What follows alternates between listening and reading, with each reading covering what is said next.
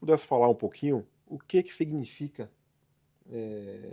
e aí em diversas dimensões que você possa falar, o termo para si proteção intergeracional, né?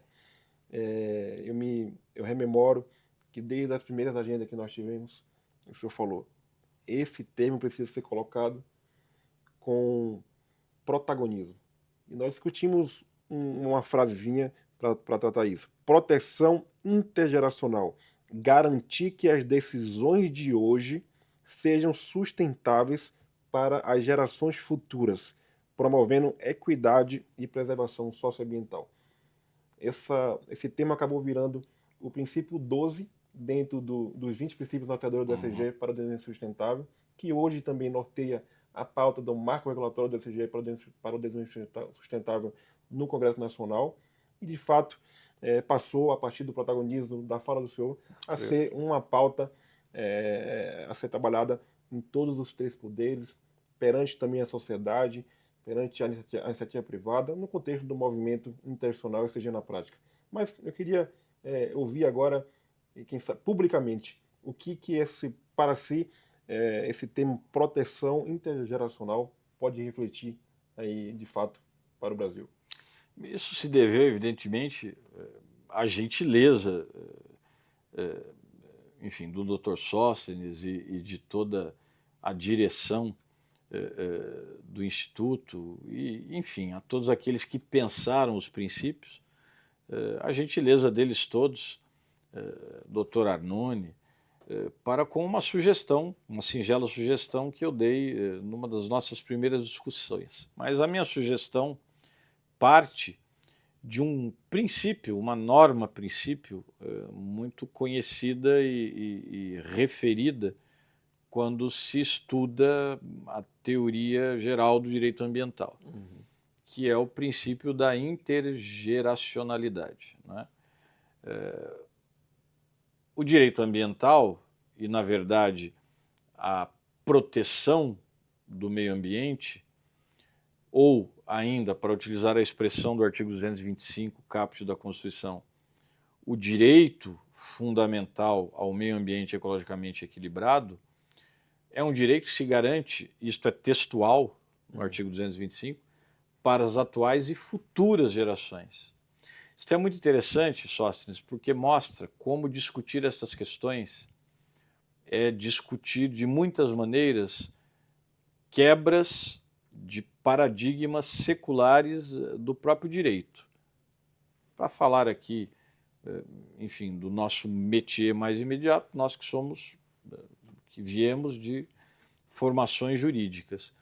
Porque o direito, desde a tradição romana, foi pensado na perspectiva do sujeito de direito, que essencialmente é e sempre foi a pessoa humana. E, portanto, o direito sempre se pensou a partir de uma perspectiva claramente antropocentrista, o homem como centro do direito. A partir de meados do século XX, quando nós começamos a discutir a sério uma pauta jurídica ambiental, e muito particularmente no último quartel, então Conferência de Estocolmo, de 1972, depois Conferência do Rio de Janeiro, de 1992, este paradigma secular, eu diria até milenar, se eu estou falando de direito romano, ele começa a ser quebrado. E aí se começa a perceber, por exemplo, para dar apenas dois exemplos, né? No Brasil, Lei 9.605 de 98, a Lei dos Crimes Ambientais, que vem a substituir uma contravenção penal, que estava lá na Lei das Contravenções Penais, que era a contravenção de maus tratos contra animais. Eu passo a ter um crime, já não mais uma contravenção, de crueldade e maus tratos contra animais,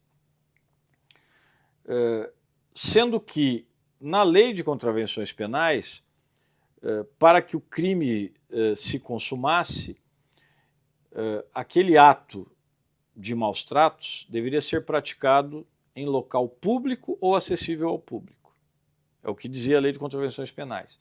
E qual era a objetividade jurídica? Digamos, a moralidade pública. Basicamente a ideia, isto é o que se lia nos manuais, de que se uma pessoa maltratasse um pássaro, por exemplo, e aquilo passasse impunemente, ele poderia em algum momento entender que da mesma maneira ele pode maltratar um ser humano. Em 98, quando nós passamos a ter a Lei 9.605, que foi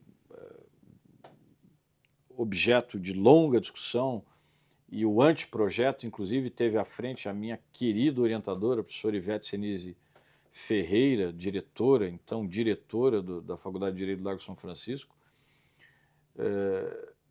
O tipo penal passa a prever o crime independentemente de se praticar em local público ou acessível ao público. Então, já não se tutela mais a moralidade pública ou este sentido de moralidade, porque mesmo que o ato de crueldade se praticasse, digamos, entre quatro paredes, no quarto do sujeito ativo, sem que ninguém visse, de alguma maneira isso chegasse ao conhecimento, isto chegar ao conhecimento das autoridades, esse indivíduo deverá responder. Então o que é que se percebe? Está de alguma maneira se tutelando o animal como ser senciente, ainda que não seja ser consciente, mas ser senciente. E logo, se o animal no Brasil ainda não é titular de direitos, e esta é uma polêmica que já está posta, ele começa a ser destinatário de proteção jurídica, como neste caso, como em outras situações, né? Hoje, quando se trata de um pet, de um animal de estimação, já se discute, por exemplo, numa situação de divórcio, a condição deste pet, não na perspectiva de coisa, quem vai ficar com o objeto, mas até numa perspectiva de guarda compartilhada. Bom, mas o que isso tem a ver? Aí nós ampliamos o nosso horizonte. Vamos, por exemplo, à Constituição do Equador, que prevê claramente, quando trata da proteção ao meio ambiente, que aqueles direitos são titularizados, e a expressão é esta, por Pachamama. Pachamama é a natureza, não é um ser humano. E chegamos no caso brasileiro, em que a proteção se dá para as atuais e futuras gerações. Quem são as futuras gerações? São as pessoas que ainda não nasceram e, portanto, ainda não são pessoas. Mas a Constituição garante a proteção ao meio ambiente para essas pessoas. Então, como eu dizia, o direito ambiental quebra paradigmas de um direito milenarmente construído a partir de uma perspectiva antropocêntrica, porque o direito passa a ser percebido e construído em uma perspectiva ecocêntrica, com outros sujeitos que não são o ser humano, como animais, como as futuras gerações, como Pachamama. E isto é muito importante quando eu penso sustentabilidade, porque eu não posso pensar, Sóstenes, você sabe muito bem disto, de medidas que me resolvam o problema para daqui a 5 anos, para daqui a 2 anos. Eu preciso pensar do que resolva, ou pelo menos atenue o problema, para daqui a 50, 80, 100 anos. Porque é esta a nossa corrida contra o tempo. Não apenas para nós, mas para as futuras gerações. Qualquer planejamento em matéria de sustentabilidade precisa ser de longo prazo. Porque a perspectiva desta proteção, que tem sede constitucional, é uma perspectiva que não se resolve apenas no indivíduo, mas se resolve em uma visão muito mais abrangente, muito mais holística de proteção para o outro, que ainda nem existe, para as futuras gerações. E aí nós vemos como é, me permita dizer, pequeno, mesquinho, quando um líder mundial se retira, por exemplo, de um acordo como o Acordo de Paris, dizendo que este é o momento de o seu país, de o seu estado crescer. E, portanto, sim, ele vai poluir, sim, ele vai queimar combustíveis baseados em carbono, sim, ele vai impactar o meio ambiente, porque ele ignora que no futuro quem responderá e quem sofrerá com esta escolha são os seus filhos, os seus netos, os seus bisnetos, porque este é um raciocínio que já não se resolve mais no presente. Ele precisa pensar o futuro. Sustentabilidade sem perspectiva de futuro não é sustentabilidade, é apenas retórica. E eu rememoro que o senhor pediu para tratarmos esse princípio de proteção intergeracional aplicado ao sistema de justiça, para que os juízes compreendessem que a decisão dele, independente da pauta que seja, vai impactar o futuro.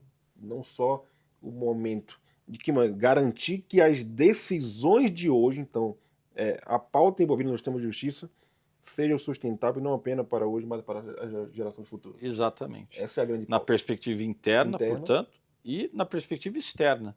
Né? É perfeito. Quer dizer, um juiz, ao decidir uma questão que de alguma forma possa impactar o meio ambiente, não pode também só pensar o hoje. Precisa pensar o amanhã e o depois, porque os impactos virão. É pensar com uma dimensão temporal que até então nós não tínhamos. É, de novo, uma mudança, senão uma quebra paradigmática de perspectiva. É isso que a realidade nos impõe, né? Exatamente. Como dizia o romancista, a vida pede de nós coragem para isso também.